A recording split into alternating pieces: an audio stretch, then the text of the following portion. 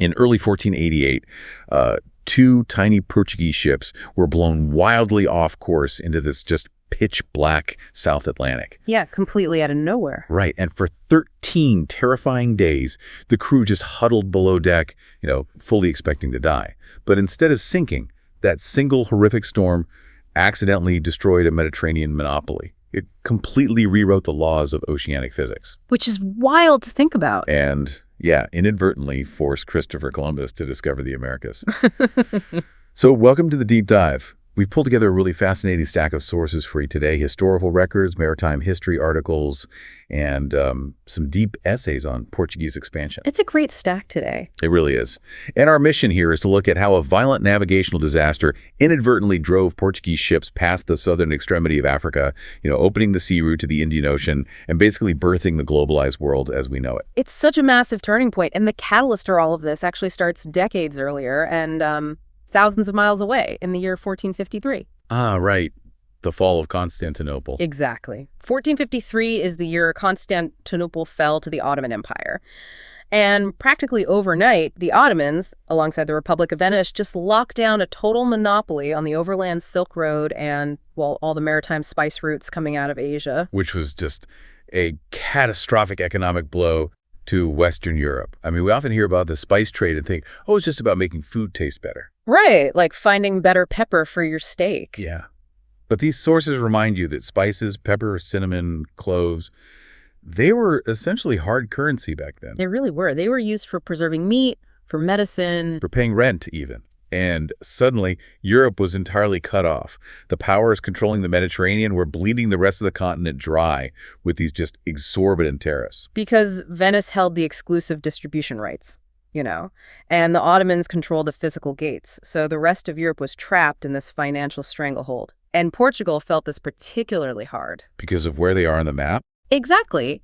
They were a relatively poor nation perched on the extreme western edge of Europe, just staring out at the Atlantic Ocean.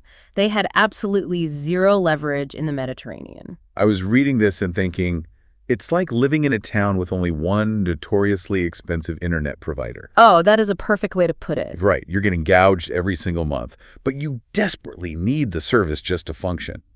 And eventually, Portugal realized they couldn't negotiate. They had to build an entirely new network. And their only option was to lay the cable through the unexplored ocean. Right. But to pull off an infrastructure project of that magnitude, the Portuguese crown had to function almost like a modern tech incubator. They really did. King John II, building on the obsession of his predecessor, Prince Henry the Navigator, he just poured massive state resources into solving the physics of the ocean. Because their current ships wouldn't work right. Right. Mediterranean ships, galleys, and heavy cogs, they were designed for calm, predictable waters. They were completely useless in the volatile, deep water swells of the Atlantic Ocean. So the Portuguese engineered the caravel. And the sources spend a lot of time on this vessel, but the sheer mechanics of it are just brilliant. It wasn't just a sturdier boat. It fundamentally changed how humans interacted with wind. Yeah, traditional ships used square sails, which, they act like parachutes. You just catch the wind pushing from behind. Exactly. If the wind blows south, you go south. If it blows north, you drop anchor and wait. But the caravel utilized lateen sails, these massive triangular sails. And the lateen sail functions as essentially like a modern airplane wing, right? Yes, it creates aerodynamic lift. By angling these triangular sails, Portuguese sailors could create a pressure differential that actually pulled the ship forward even if the wind was blowing against them. Which is called tacking. Right. Tacking meant they could zigzag their way up and down the really treacherous, unpredictable coast of West Africa without having to sit around and wait for a favorable breeze. But advanced hardware requires advanced software. And tacking back and forth means you are constantly losing track of your straight line distance. The sources dive into the navigation math here, specifically the astrolabe and the regimento the solar declination tables. Oh, the math on this is fascinating. I have to admit, the actual mechanism here broke my brain a little bit, because for centuries, sailors knew their latitude by measuring the angle of the North Star above the horizon. Right, but as the Portuguese pushed further south down the African coast, the physical curvature of the Earth blocked the North Star. It just disappears below the horizon. Exactly. They were sailing off the edge of their known map into the southern hemisphere, And the night sky itself had become totally unrecognizable to them. Wow. They needed a new fixed point to calculate their position, and the only reliable celestial body left was the sun. But the problem, of course, is that the sun doesn't stay in one place. Right, because the Earth is tilted on its axis. Exactly. So the sun's maximal height in the sky at solar noon changes every single day depending on the season. Wait, so if the Earth is tilted and the sun is a moving target, how do you build a mathematical constant out of that? I mean, Wow. if a captain measures the sun's angle in December, it's going to be drastically different than the angle from that exact same spot in June. And that is the absolute genius of the Regimento do Sol. Portuguese astronomers and mathematicians spend years charting the exact declination of the sun for every single day of the year. So they literally made a master cheat sheet. A literal cheat sheet. A pilot at sea would use an astrolabe, which is this heavy brass ring suspended by a thumb loop, to measure the exact altitude of the sun at high noon. Okay. He would then look at his calendar, check the Regimento do Sol to see the sun's known deviation for that specific date, and run a mathematical formula to find his exact latitude. It entirely untethered navigation from the familiar night sky. That's incredible. So by 1486, Portugal has the aerodynamic technology to sail anywhere and the mathematical formulas to know exactly where they are. They are ready. Yeah. King John II decides it's time to find the absolute southern limit of the African continent, swing around it, and sail straight to the riches of India. So he commissions a nobleman named Bartolomeu Dias to lead the expedition. And Dias departs in August 1387. He takes 3 ships, 2 nimble caravels, and crucially, 1 massive, square-rigged supply ship. I wanted to ask about that. Why was bringing a supply ship such a big deal? Oh, that supply ship was the crucial logistical innovation of this whole voyage. I mean, previous explorers, like Diogo Cão, had spent years mapping the western coast of Africa, but they always hit a biological wall. Meaning they just ran out of food. Right.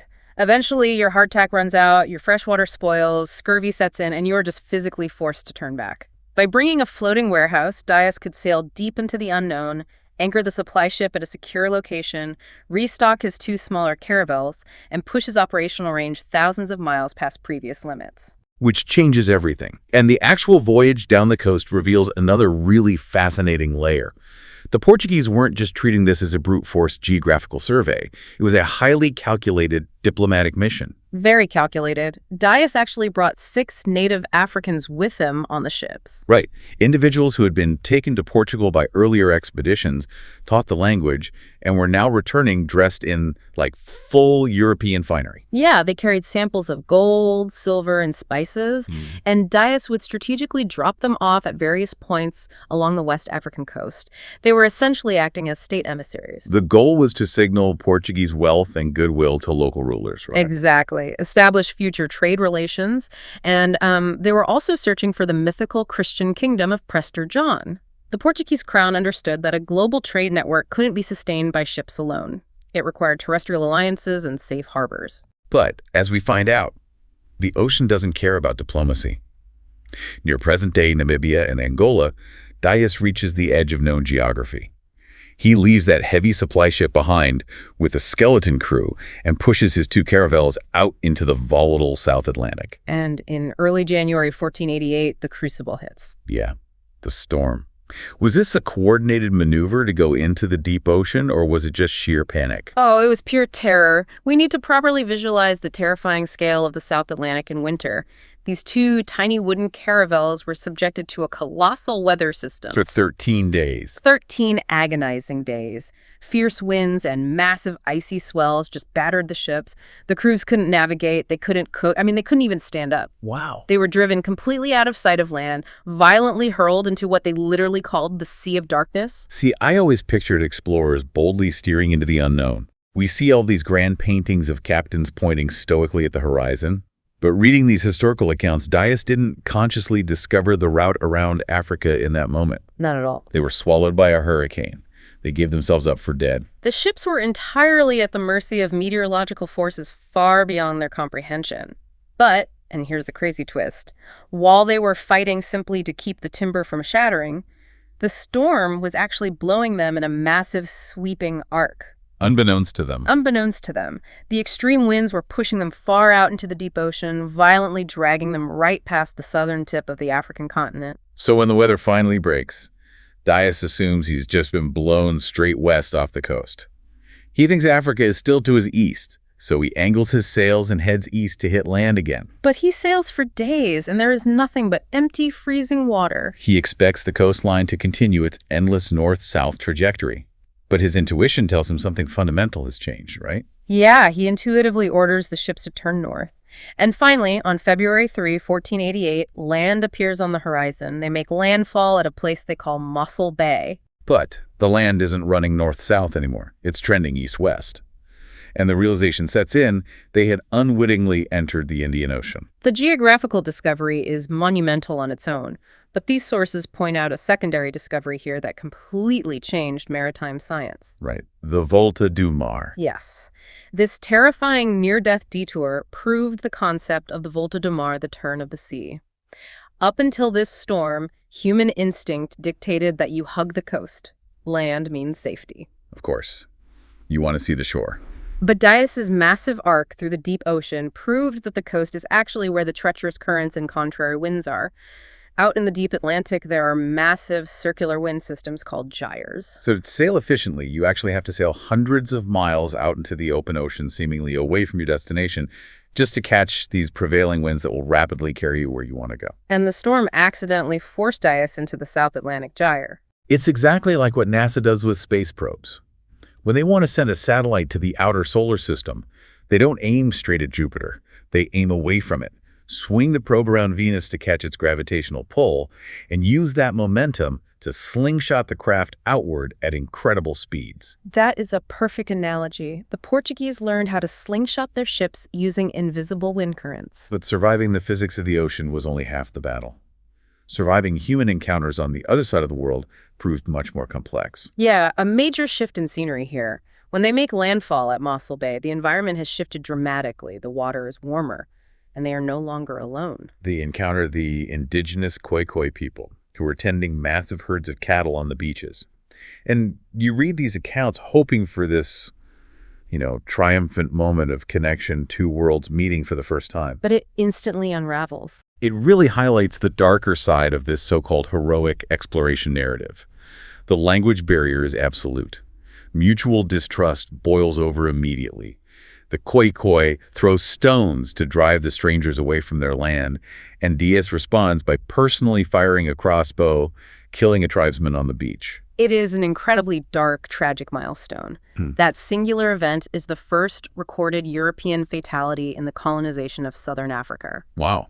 And while the navigational feat opened the globe, that crossbow bolt undeniably foreshadows the centuries of violent imperialism, slavery, and economic extraction that this very sea route would eventually unleash upon the continent. Yeah, it really sets a grim tone, and the crew is feeling the physical and psychological toll of everything that has happened. They sail a bit further east, reaching the Great Fish River. The coastline is definitively trending northeast toward India now. The water currents are flowing warm from the Indian Ocean. The proof is undeniable. They found the bottom of the world. But the men are entirely broken. Because scurvy had ravaged their gums and joints. They were severely malnourished, traumatized by the 13-day tempest, and just terrified of this totally alien ocean. They had been away from Portugal for months. They had no idea if they had enough supplies to even make it back to their rotting supply ship in Angola. Let alone back to Europe. So the crew demanded to turn back. I was stunned reading this part. The sources outline an actual mutiny. But not a chaotic Hollywood pirate mutiny. It's a hyper-bureaucratic one.